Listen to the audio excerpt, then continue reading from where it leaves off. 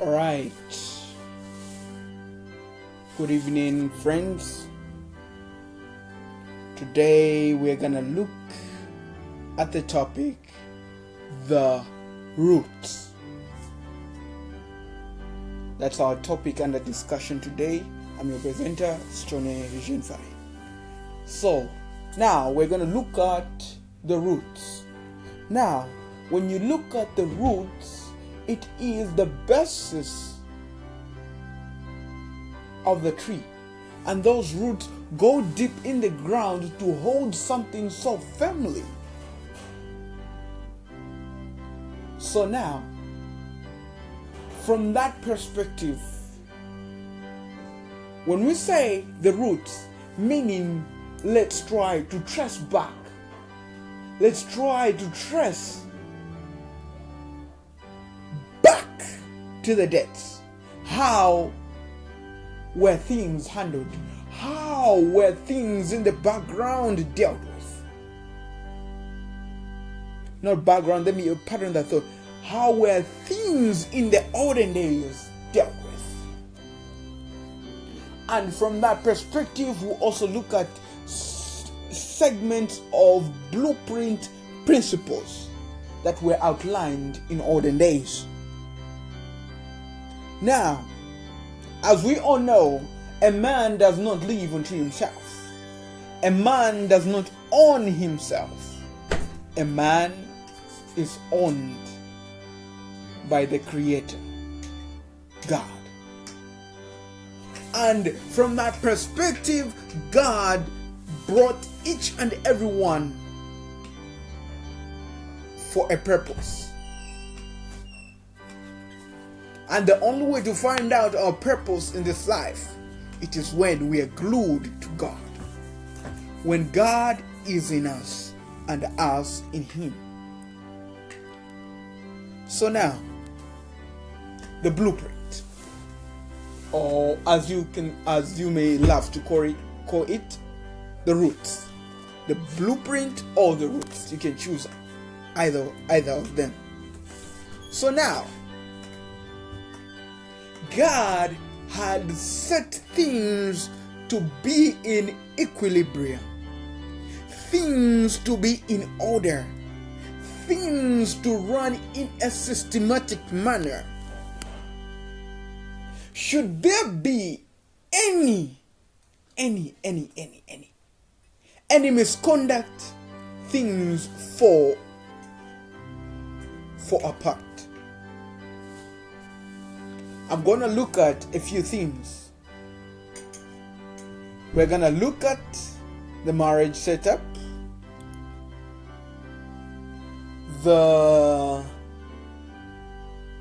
and how to handle diseases,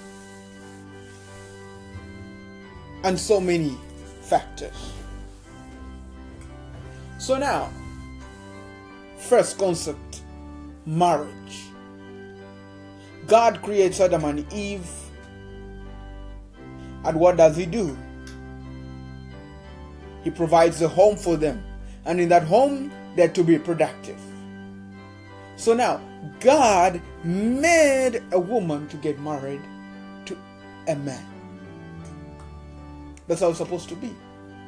A woman is supposed to get married to a man. But alas,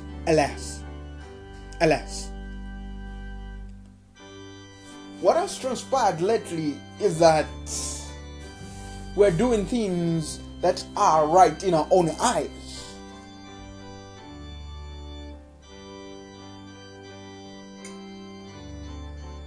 The book of Proverbs tells us and imparts wisdom in us.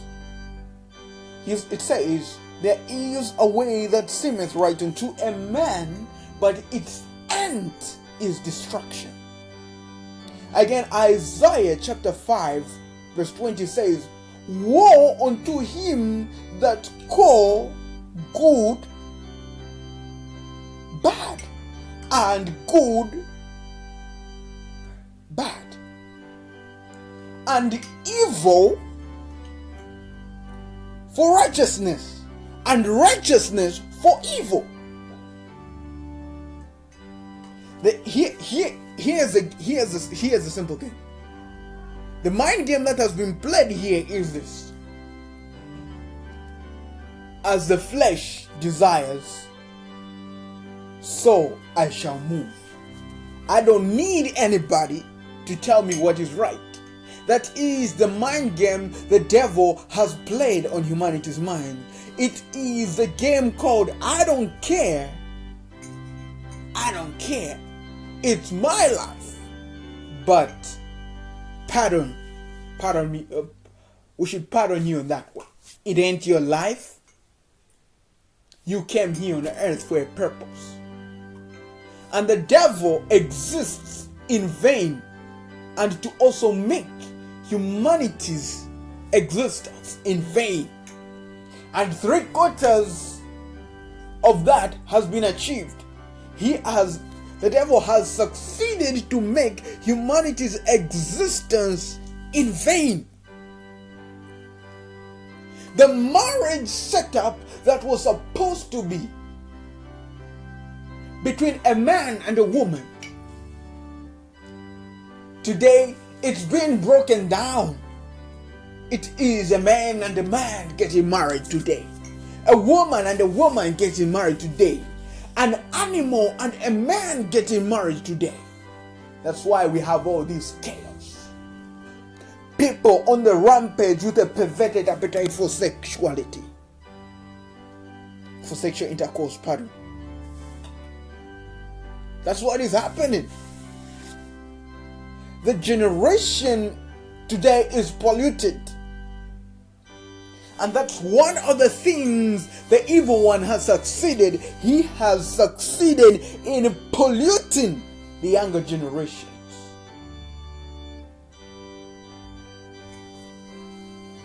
And here's what the devil has done.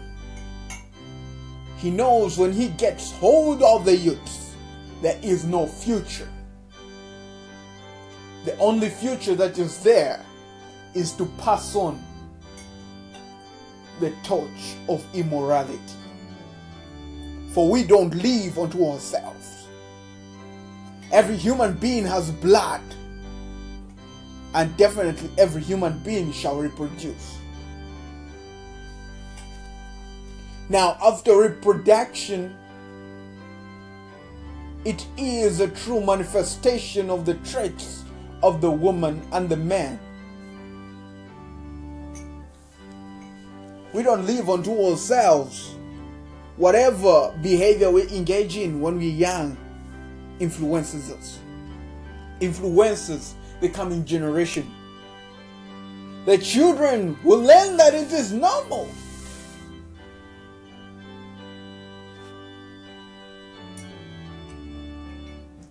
And another thing the devil has succeeded is to separate families. In what sense? Ask me. You'd find a parent, maybe the mother is the one who's looking after the children. Not really looking after the children, who say she is working, and we also have the man working in a different part of the country. And the children get to only see the mother in the evening, but all this while they're with the man. And there comes a little bit of a line of division. And you find that men and women, some don't even remember the last time they were with their wives. When you ask some men, when last were you with your wife at home? They say, I don't remember. I think it was just the day of the wedding. Just after 1 week, we separated. I'm working somewhere. So, all that.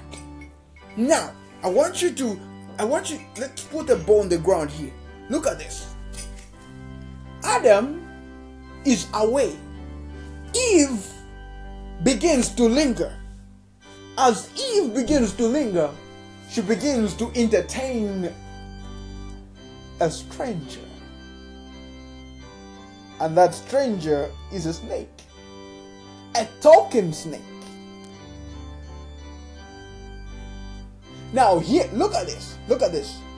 Eve was under Adam.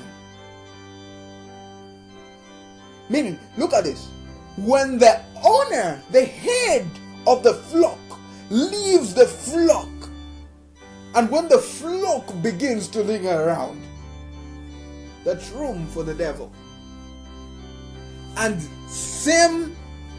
that's how sin entered this world. It is the division of family. That is one of the institutions that the devil has succeeded. That's why we have divorce rates as high as possible today.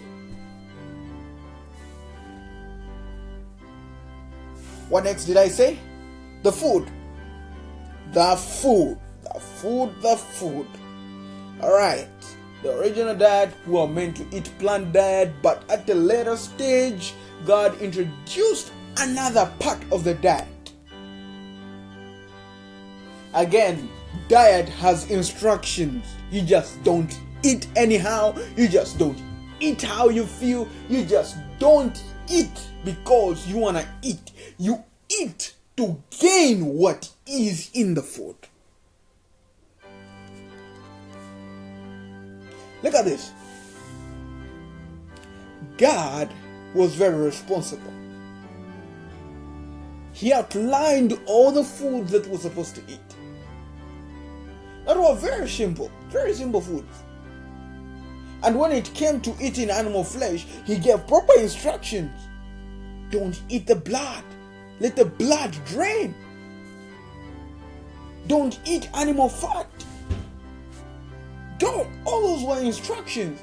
But alas, because of our perverted appetites, we just say, no. I don't care. I don't care what the Bible says.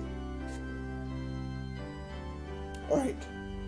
I don't care what the Bible says. That's what many people are saying today. In fact, that's what we are doing indirectly. But God requires us to be in good health. And through his servant, he has introduced a concept of a health reform, that we may change our ways.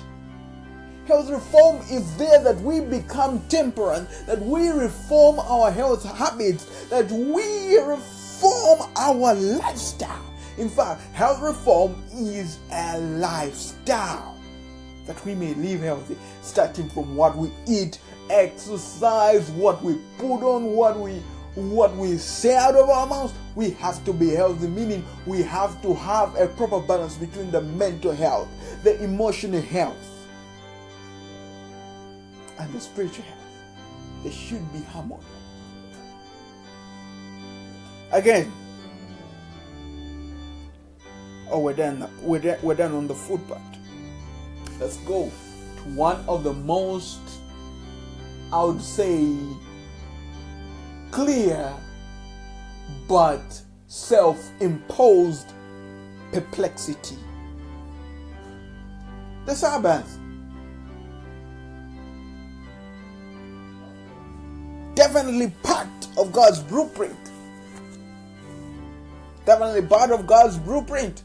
Some say no, the Sabbath was done away because Colossians chapter 2 verse 15 and 16 says that Christ nailed the Sabbath to the cross. But no, that's not it. A delicate and careful Bible student knows this for a fact, that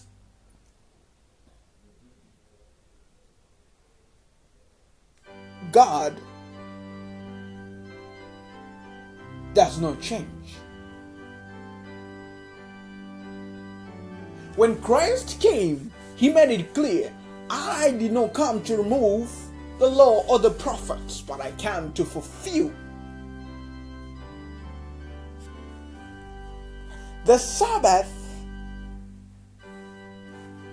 is a holy institution.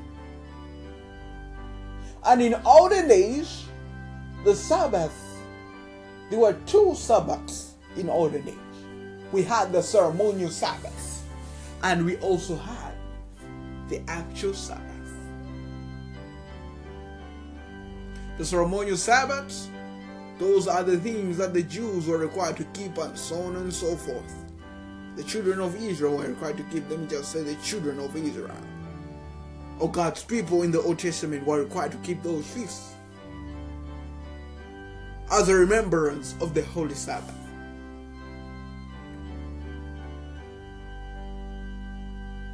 So now, the Sabbath is a holy institution.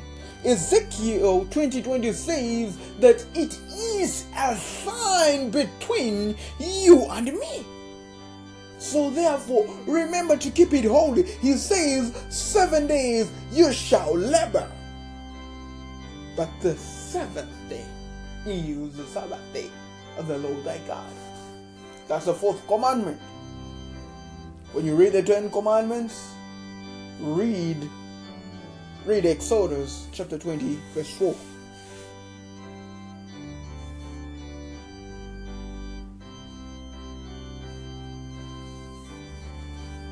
All clear. But alas, whatever good thing God comes up with, the devil always has a counterfeit.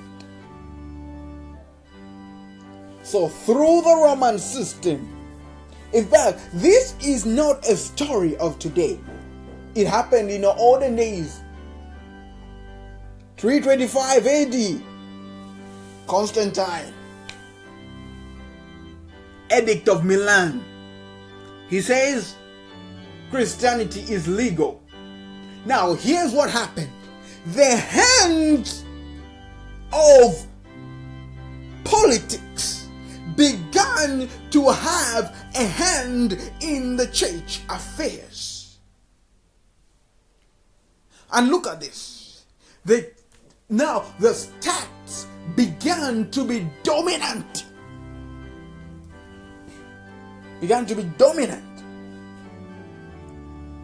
So when Constantine will say, partly converted to Christianity, even the idolaters, even the pagans moved into the church were partially converted.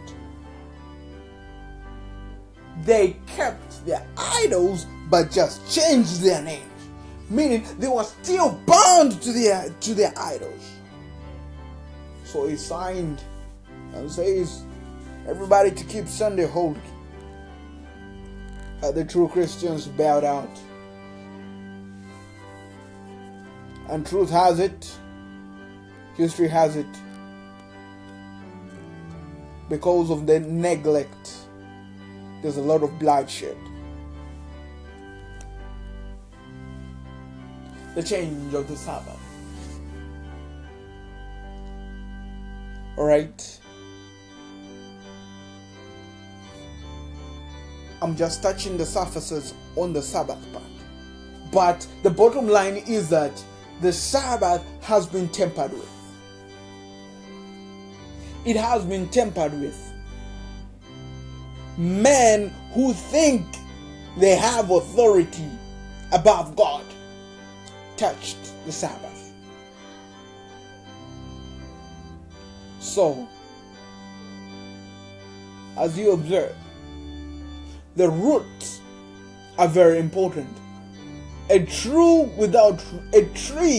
that forgets its roots, or a tree without roots, falls. That's what happens. What is happening today? That is what is happening to the generation of today. It seems there has been a forgetting in the roots, in the blueprint. We have forgotten the blueprint. So the world is now in chaos. But God did an important thing. In this chaos that goes on around this world, God has strived so much through his servants that he may achieve equilibrium, that they may be balanced.